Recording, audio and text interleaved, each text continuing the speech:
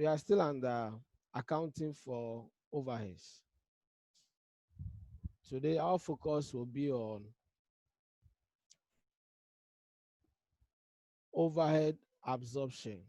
By the end of the day, and these are our objectives. By the end of the lesson, the students should be able to calculate overhead absorption rates. 2, explain over or under absorption of overhead. 3, state the causes of over or under absorption of overheads. Okay. All right. First and foremost, when we say overhead absorption, what does it mean? Okay. Basically, it means charging of overhead costs to cost units. Okay. Before, in our previous lesson, we looked at apportionment of service department costs over the various production departments. At the end of the day, when that is done, you need to charge those costs towards your cost units. Okay. And basically, that's what overhead absorption is all about. And this is the last stage when it comes to accounting for overhead process. This is the last stage in it, absorption of overhead. Okay. So when you've been asked what overhead absorption means, it simply means charging of overhead costs to cost units. And I know we looked at costing terminologies. So by now you should know what cost unit is. Okay. All right. Now we have 6 bases of overhead absorption. There are 6 in number, and it will be good if you memorize all these 6, because sometimes you may just be given a question, and then the question will be calculate for the 6 bases of absorption, overhead absorption. So if you do not know them, then you are likely to find yourself wanting. So it is prudent that you familiarize yourself with all the 6 bases. Okay. All right. First and foremost, we have direct labor hour rate. Direct labor hour rate. So basically, this will be used in charging cost units when production is more of labor intensive. Okay, so you are using more of labor. So definitely your rates will have to be calculated on labor hour rate basis. Okay, meaning your focus will be on the time that has been spent by your workers at work. Okay, direct labor hour rate. And this is the formula: total overheads all over total direct labor hours. Do not forget, the focus is on finding for labor hour. Okay, so the denominator will have to be what? Our total direct labor hours. And do not forget, the numerator is always constant. Okay, that's total overheads or budgeted overheads, and it runs through all the formula. Okay, so for total overheads or budgeted overhead, they are the same thing. So when you be given a question and you see budgeted overheads, okay, it's the same thing as total overheads. Okay, and usually these two, budgeted overheads or total overheads, are always the numerator. Okay, they must always be on top. So we have our total or budgeted overheads divided by total direct labor hours. When we divide these two figures, our answer will be in what? That will be what? The rate per labor hour. Okay, that will be our rate per labor hour. From there, we are moving on to the second one, which is machine hour rate. Okay, machine hour rate.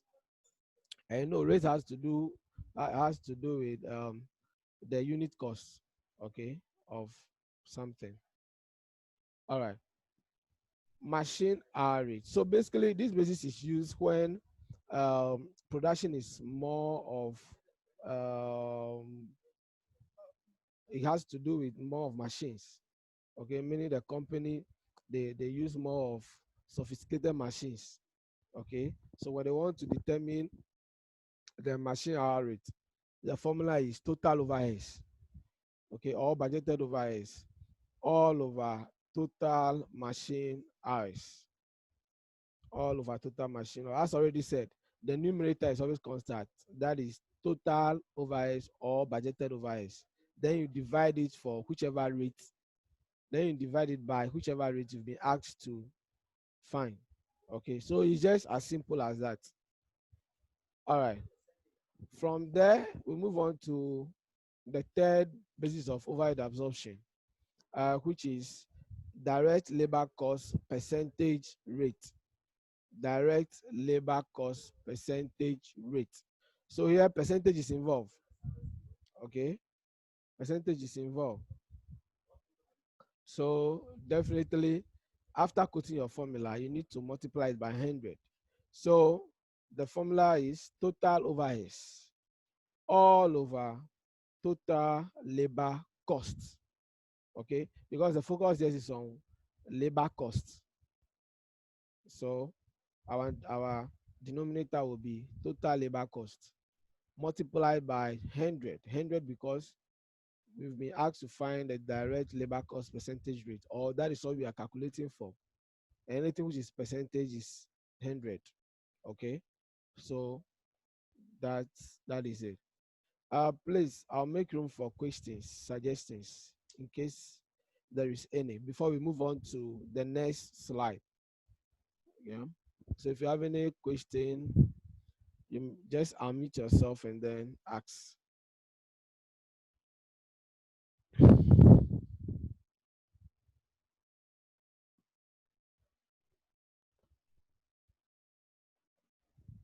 Wow.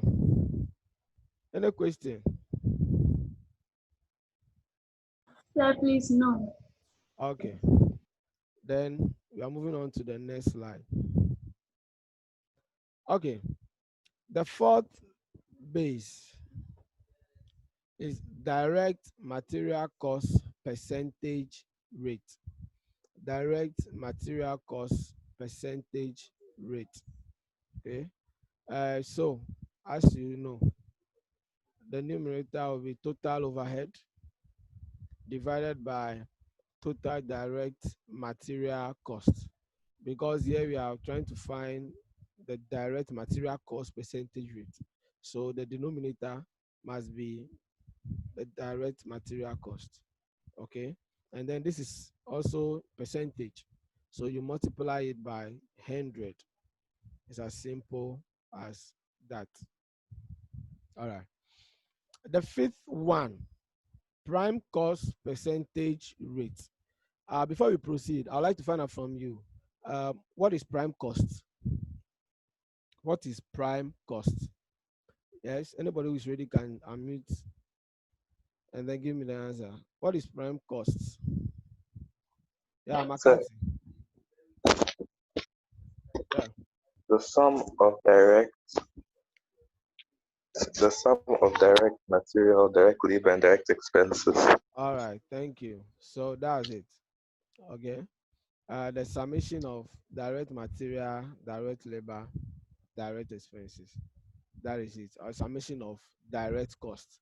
That is what prime cost is. So when you're given a question and you have to find the prime cost percentage rate, note that you're supposed to sum up the direct material cost, direct labor cost, and direct expenses. Okay? Yeah. So the total overhead will be the numerator as usual. Then the denominator will be our total prime cost. And do not forget, this is prime cost percentage rate. We are supposed to find the percentage. Okay, so you multiply it by 100. As simple as that. Then the last one, I told you there are 6. Okay, they will be looking at 6.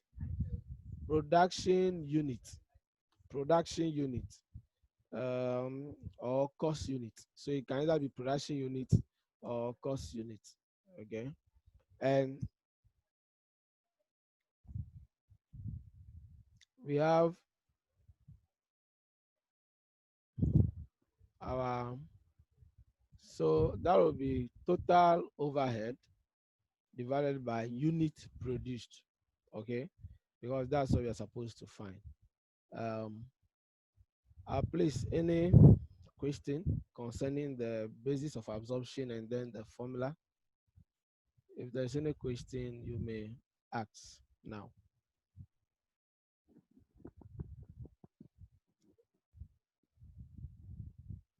Dodoja, is everything okay?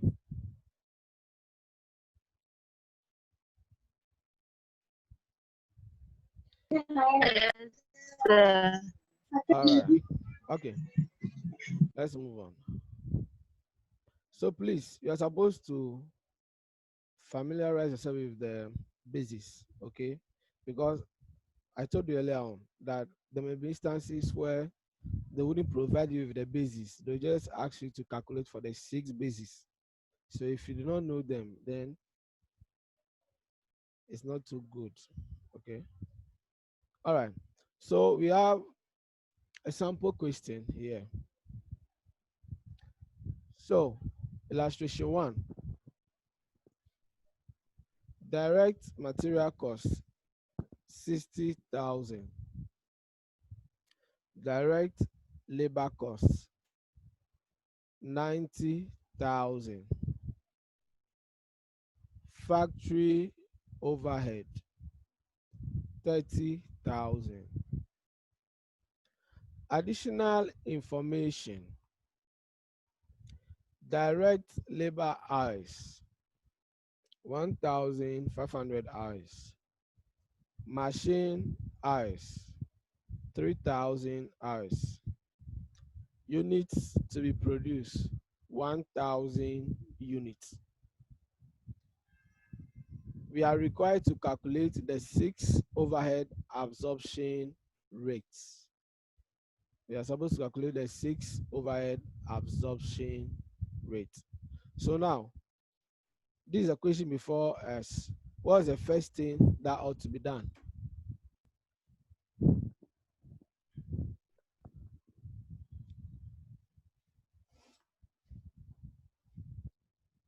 Yes.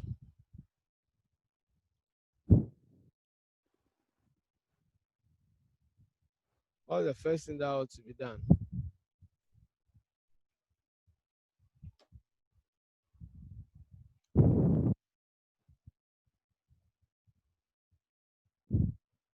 This is what you've been given. What will you do? How will you go about it? That's what I want.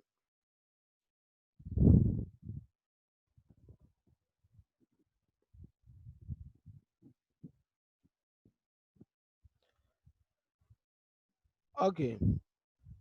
First and foremost, it's always good to write the name of the business.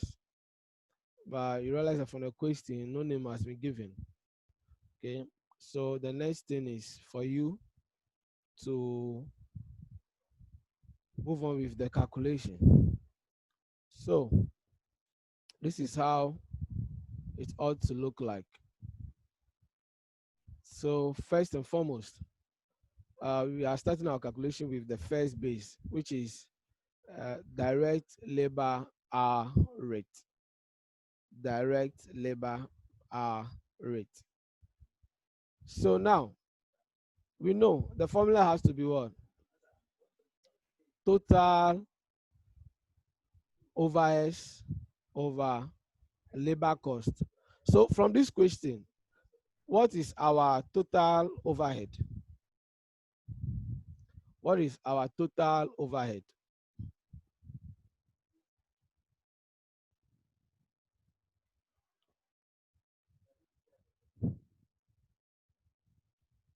Yeah, Sydney, Jennifer, Stephanie. So Yeah, Sydney. 30,000. 30,000. All right. So total overheads. Okay, it's 30,000. It's just from the question. So after we code the formula, which is total overheads over total direct labor hours. Okay. We now go back to check what our total factory overhead is. And that is $30,000. $30,000 divided by direct labor hours. And from the question, you could realize that direct labor hours is 1,500 hours. Okay, 1,500 hours. So that is what we are going to use. When that division has been done, and I'd like you guys to do, I hope you have your calculator with you. Stephanie, Jennifer, McCarthy. Yes. All right, do that calculation and give me the figure.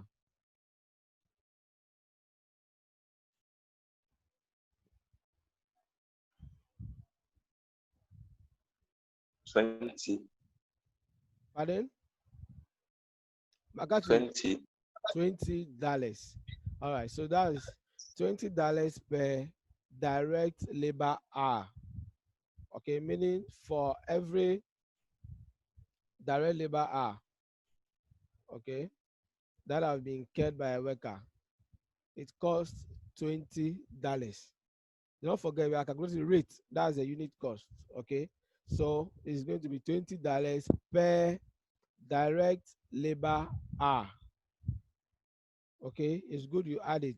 So $20 per. Please, the slash after the 20 stands for per.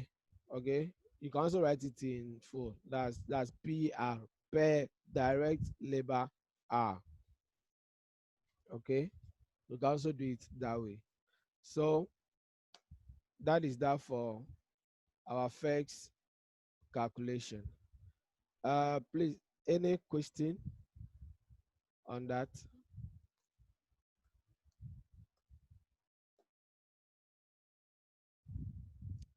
Okay, so let me ask you.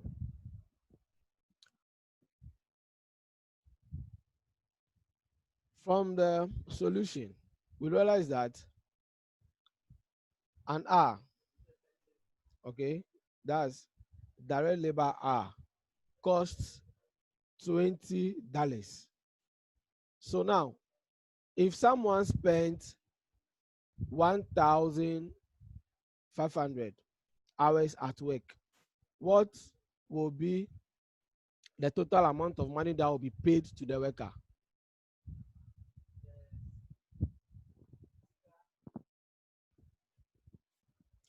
Did you get a question?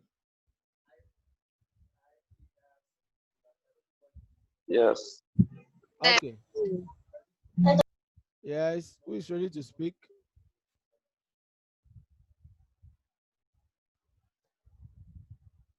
Wow.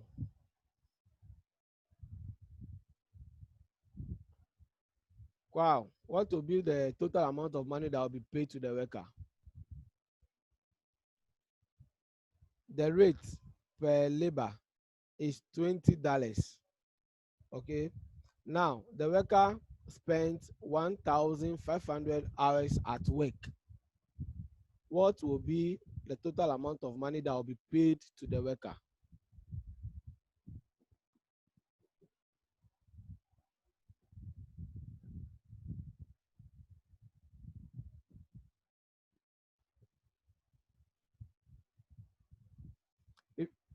Yeah, Sydney.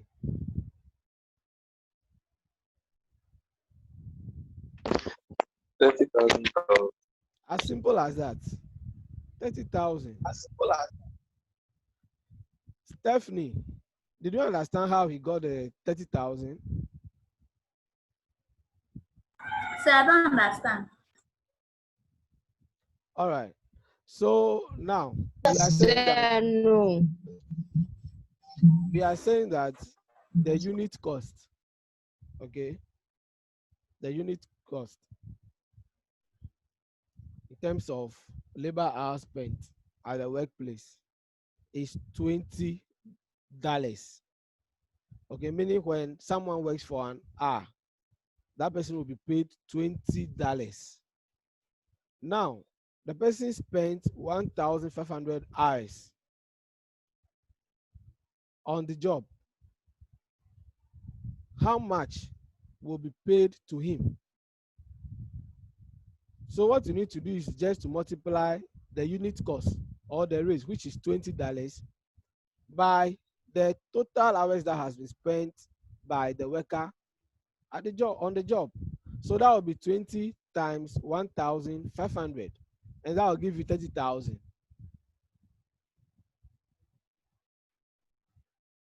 You get it now? If you don't get it, tell me what the problem is. Then I'll go over again. So I get it. Yeah, so it's as simple as that. All right. Then let's move on to the next calculation. That's machine hour rate. So first of all, you need to code the formula, okay? And that will be total overheads all over total machine hours, okay? Whichever rate that we've been asked to calculate for is always the denominator, okay? Take notice of that. So our total overhead, as I told you earlier, is always it's the same figure, okay? And from the question, it is 30,000. 30,000. So we are going to divide 30,000 by the machine hours. So let's go back to the question. Stephanie, what's the machine hours? What's the figure? How many hours?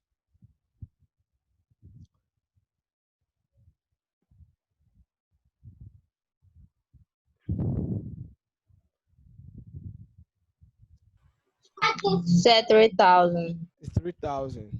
Okay. All right. So that would be 30,000 divided by 3,000. And when that has been calculated, wow, what did you get?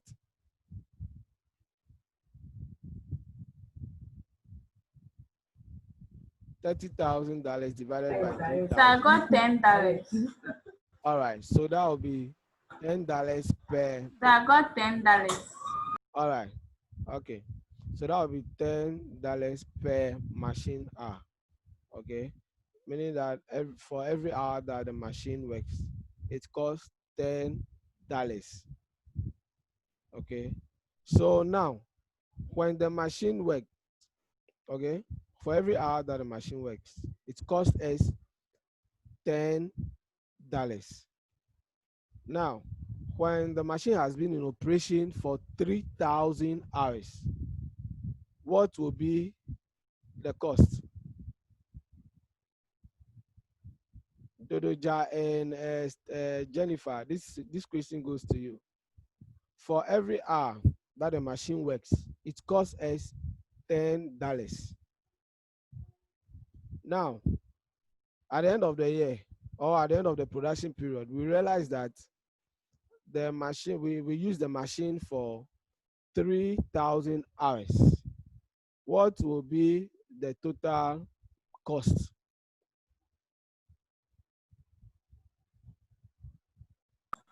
So please the question again. Okay, I said that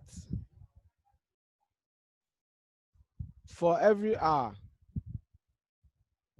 that the machine has been in operation, it costs us $10. Okay, 1 hour costs us $10. Now, at the end of the production period, we realize that the machine has been in operation for 3,000 hours. What will be the total cost?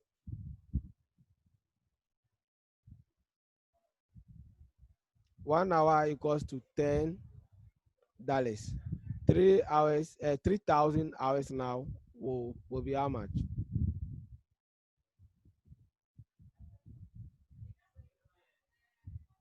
As simple as that. That's it. Okay. All right. Let's move on to the third one. Let's move on to, okay, direct labor cost percentage rate. Direct labor cost percentage rate. All right. The formula is total overheads all over total labor cost times 100. Okay, do not forget, because we are trying to find for the percentage.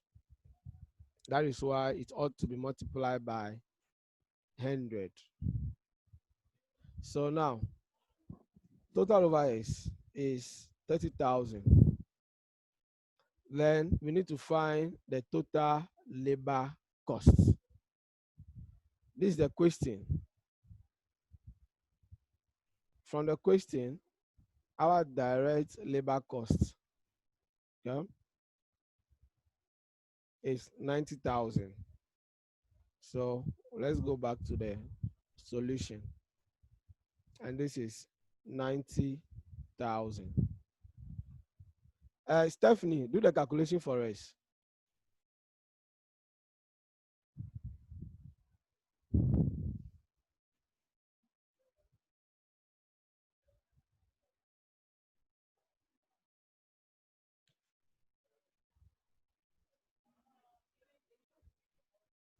That will be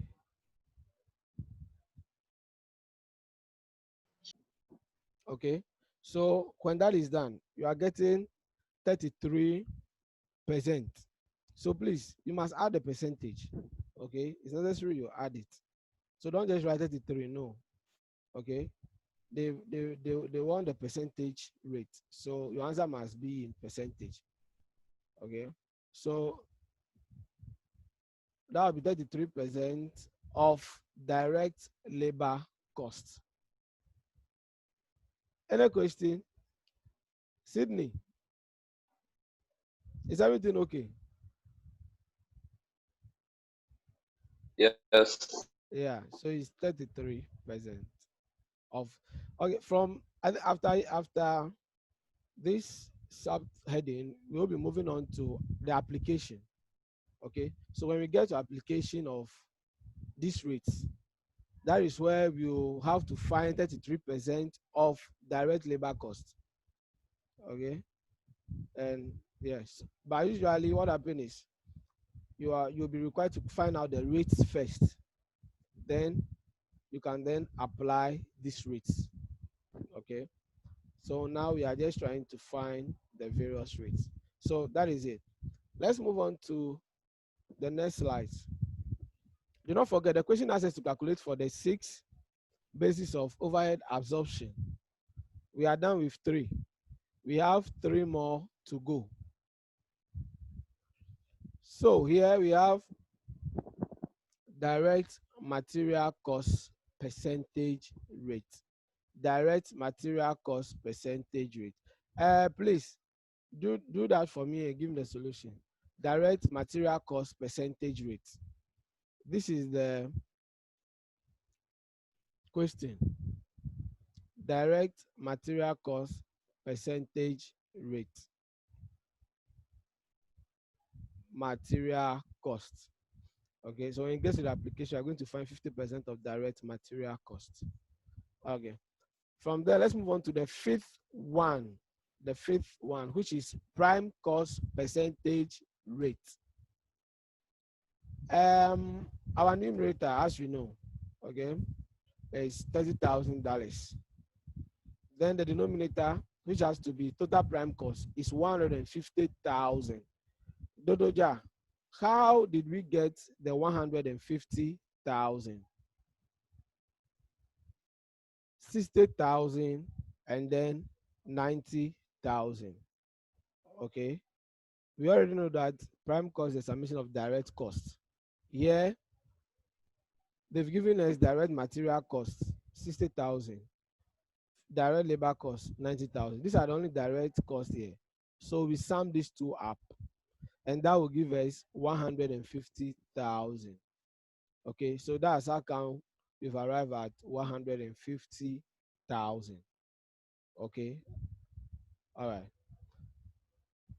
Please, is that clear? Stephanie, is that clear?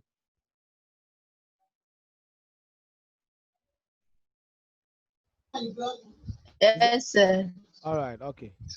So let's move on with the calculation. We multiply by 100, and that will give us 20% of prime cost. Okay. Nice. 20% of prime costs. Okay. All right. Then the last unit, production unit. Production unit. And that will be total overhead all over total units produced. Okay. So our total overhead is 30,000. And our total units produced, we will need to get that from the question. So for additional information, the units to be produced is 1,000 units. 1,000 units. So the denominator will be 1,000. Oh, 30. Okay. So that will give us $30 per unit produced. Okay, $30 per unit produced. Please, any question on the 6 basis or the calculations?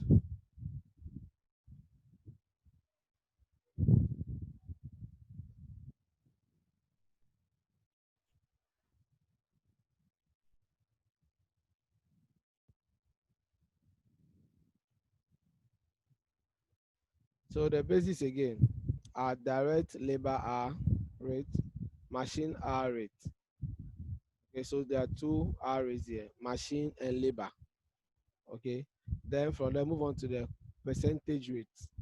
The percentage rates are 3. That's labor cost percentage rate, direct material cost percentage rate, and then prime cost percentage rate. Okay, labor, material, prime cost. Okay, then the last one is a production unit. So very easy to memorize. Okay, labor hour rate, machine hour rate.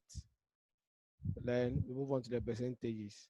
You have the labor cost percentage rate, you have the material cost percentage rate, you have what, the prime cost percentage rate. Then the last one, production unit. As simple as that. Okay. All right.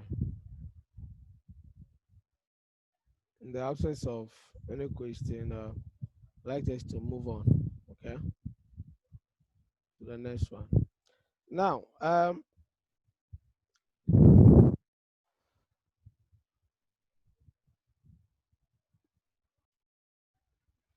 arises over absorption of overhead arises where the amount of overhead absorbed is higher than the actual amount incurred.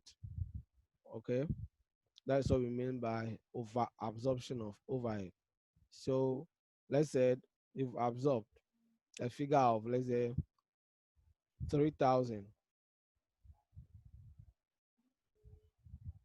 Okay, at the end of the day, your actual amount incurred amounted to, let's say, 2,000. So you realize that the amount that you absorb is more than the actual. Okay, this sometimes comes in the theory.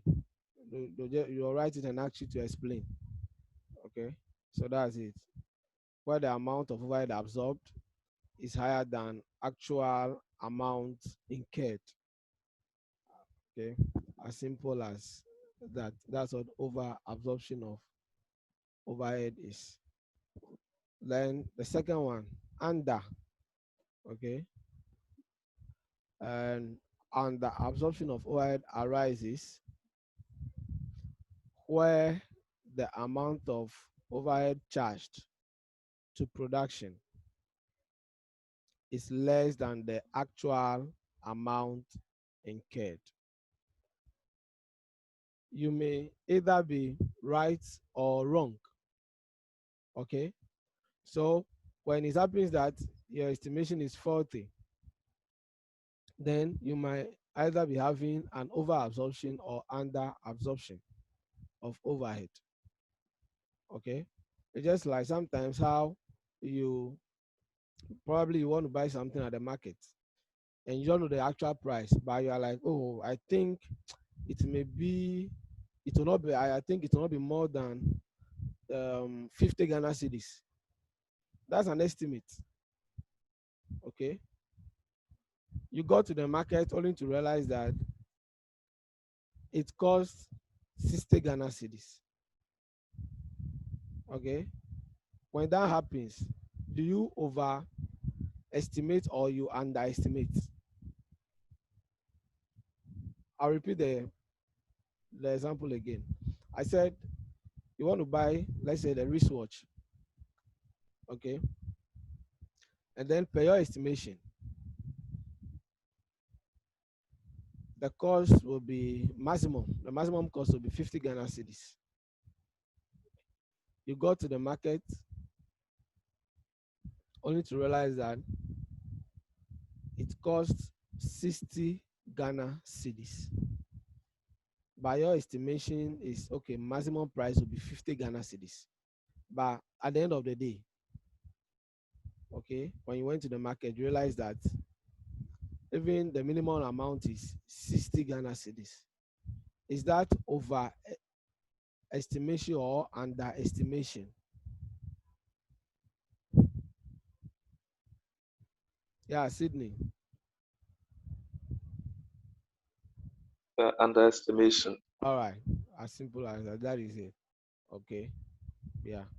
So that is it. So when it happens that your estimation is faulty, okay, it may result in either under or over absorption of overhead. All right. Then the second point, they said unforeseen changes in the production capacity. Unforeseen changes in the production capacity. Now, to the best of your knowledge, your machine can produce 200 tons of a product a day. 200. Okay.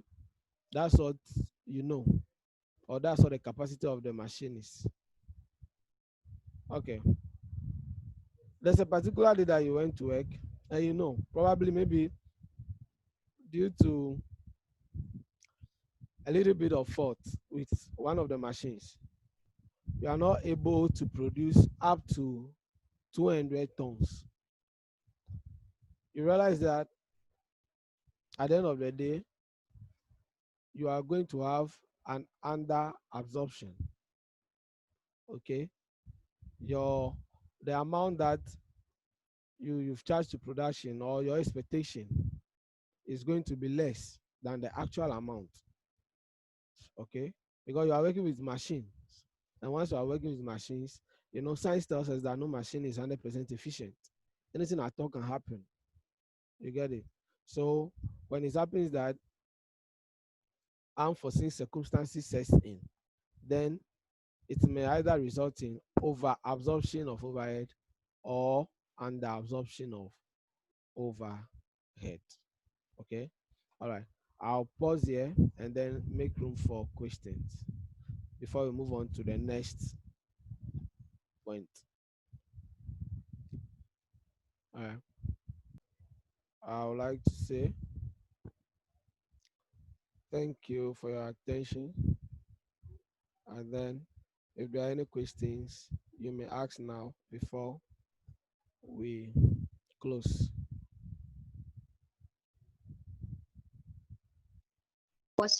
Apostle.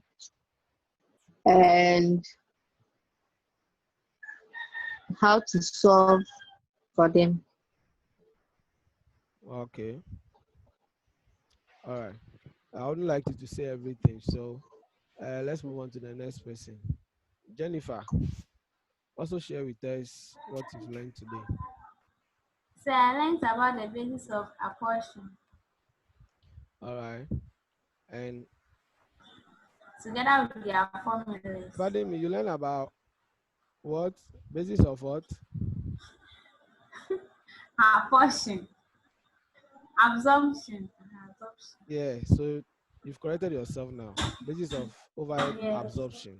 Okay. Yes. All right. And how many are they? How many are the bases?